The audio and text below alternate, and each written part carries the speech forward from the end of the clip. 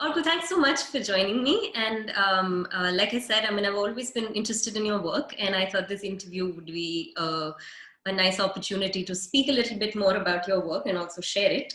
So I guess I'm going to dive right in. So the one project that I've been massively interested in has been the Dinos of Hindostan.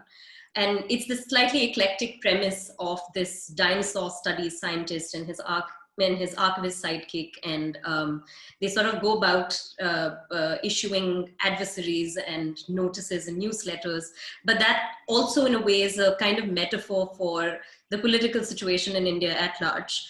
So I guess what I'm wondering is that as this thing that's kind of between fact and fiction and news, I'm wondering if you could speak a little bit about the process of how it started.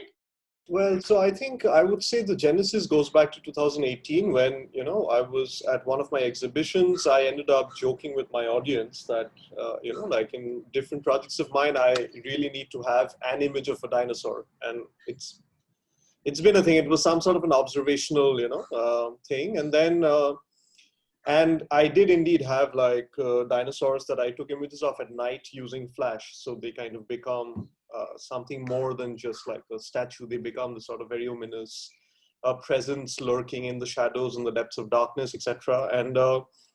And so then that started sort of germinating as a project. Like I started questioning myself, like, why am I just drawn to these dinosaurs? And like, is there something more in there? And then I started going around the subcontinent, essentially, like looking for dinosaurs. And then that sort of started giving rise to this project on what I would call the subcontinental Anthropocene dinosaurs. So in short, SAD, so SADS.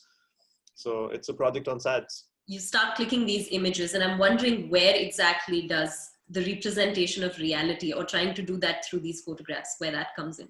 The project started off as a curiosity thing, right? So, which is kind of what most of my projects are. Like I follow an intrinsic interest. Like one great thing is like if you're in Eastern India, like in Calcutta, like or in the precincts of Calcutta, like in the suburbs, like you would always have like some dinosaurs as part of like the Durga Puja or the different puja installations. So so I kind of very quickly ended up having a mass of images that I could create something with. So the images in a sense are sort of like you could call them fodder, but or as we were saying, like a point of departure to create something else from them, right? So I have been interested, and I have been working on different projects which look at the political situation in the country right now, and in a broader sense in the world, but with particular focus on the subcontinent and then in India, because anything that India does right now would have its very serious political and socio-economic repercussions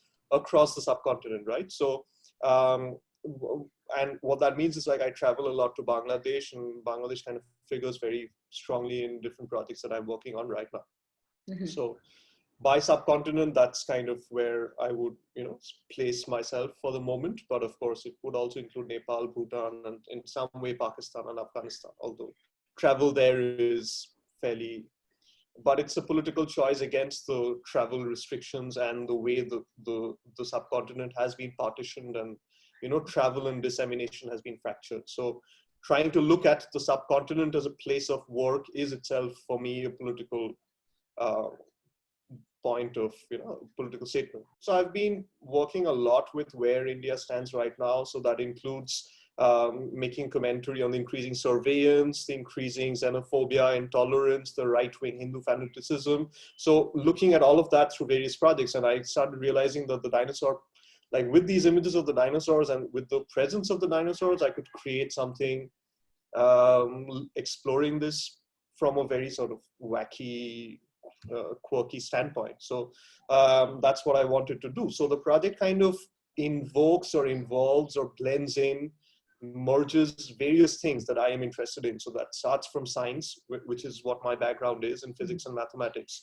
So it looks at science from like evolution perspectives, from paleontology perspectives. So it also looks at like random things that politicians right now would say on quantum mechanics and quantum vibrations and, like meaningless things.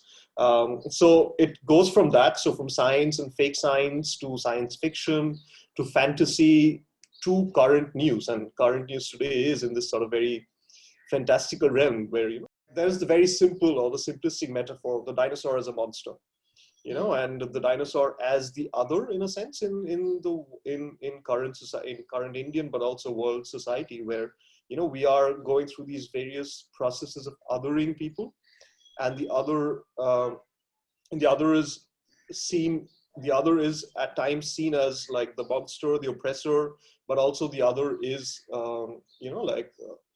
the other is also marginalized, dominated, and so the dinosaur becomes a sort of fascinating entity. And what's good with the dinosaurs is there's not one dinosaur, there's like a shit ton of dinosaurs out there, right? So you go from like the T-Rex, which is very simply put the tyrannical dinosaur, to like in my scheme of things, and there is the more sort of benign brontosaurs, who are sort of like the harmless ones.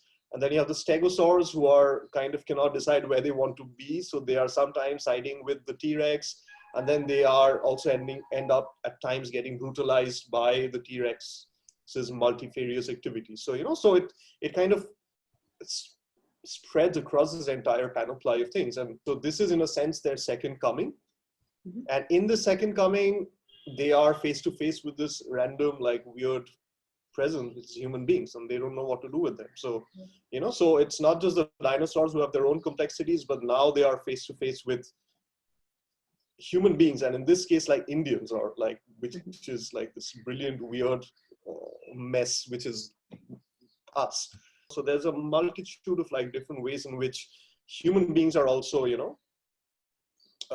reacting to the dinosaurs, and the dinosaurs are reacting to the human beings. I know that you're interested in other sort of narrative forms, such as cinema and the graphic novel.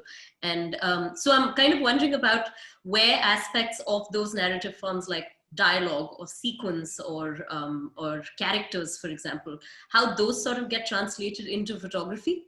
With the dinos, so I mean, I'm using different narrative motives. So the stories, or the trials and tribulations that these dinosaurs go through in their second coming in our contemporary times are told through the voice of a particular institute, which is the Institute of Contemporary Dinosaur Studies. It's an institute based in Calcutta, and it's a very small institute. It mirrors the sort of quack science institutes that have been, cropping up, mushrooming all over India, doing Gaumutra research and, like various research into the bovine situations in the country. So the institute specializes on the contemporary dinosaur. It's run by Dr. Partho Sharathi, who is a self-appointed professor, let's say. Like at this point, he specializes in dinosaurs. So he's a dinoanthropologist, I don't know what you would call him. So yeah. So he looks at the dinosaur and its place in space in current times. And with him is his sidekick or his aide, who is, in this case, his designation is a documentarian or an archivist, who is Vishnu Gopal Datta. And he is, in short, he's BG. So in a sense, like he's an homage to VG, the photographer who used to be the first to end up in crime scenes in New York and end up with these flash images of like the crime scene. So in a similar vein, like this duo from the Institute, they try to arrive at a space where something has happened with a dinosaur, or with dinosaurs, or with a dino situation, and to report that, or to understand that and bring out that understanding in written form, or in written plus visual form, before anybody else. So that's kind of what they are doing. And that comes out in the form of various things. So there is a manifesto of the Institute, there are emergency press releases, there are guidebooks for human beings to, how to deal with dinosaurs. There are social distancing protocols with dinosaurs in the pandemic time. So there's the pandemic dino situation as well. So there are pamphlets, there are press releases, there are guidebooks, there are archival footage, there are fake news bustings of, like people spreading rumors about dinosaurs, and then they bring out, so they kind of work as this sort of public perception managing, as well as scientific institute, pseudo-scientific institute. So the project itself is a collection of these documents, let's say. I mean, I want to make this sort of a more I mean, I wouldn't say literary piece, but it's really a lot of writing, and in that sense, it's closer to it's more akin to a graphic novel, where I'm also like, in this entire process, there are memes as well. So memes that are circulating in current social media are transposed into memes involving dinosaurs. So there is a mirroring with the meme situation in social media. And in that, like, of course, you end up having a lot of memes on actual memes on dinosaurs themselves. The other thing that you derive a lot from cinematic forms, such as, I mean, a form such as cinema, would be the idea of the trilogy.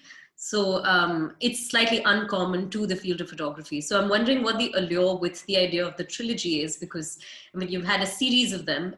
Yeah, I think the trilogy is a great narrative form to explore an idea, and it's a very sweet number. It's more than that becomes boring, less than that is not enough, you know. So that's how, like, the trilogy has ended up becoming this very big thing. But I think it's only in film that certain filmmakers have been able to use that narrative tool or the narrative framework of the trilogy to really expound on their ideas. Straight off my mind is like Lars von Trier, who has sort of broken up his entire oeuvre into like multiple trilogies, and that's kind of the form that I have been trying to create through the various projects that I work on. Sometimes they're not evident to me as well, but with time I can sense like a coming together of certain projects, and they could become a trilogy, you know. So in particular reference to the Dinos, like the Dinos actually sits as a second project in a trilogy of similar works where Dr. Partho Sarathy is the lead protagonist, and with BG, his sidekick, and they end up running in accordance with the needs of the time. They end up running different science institutes, looking at different problems ailing society.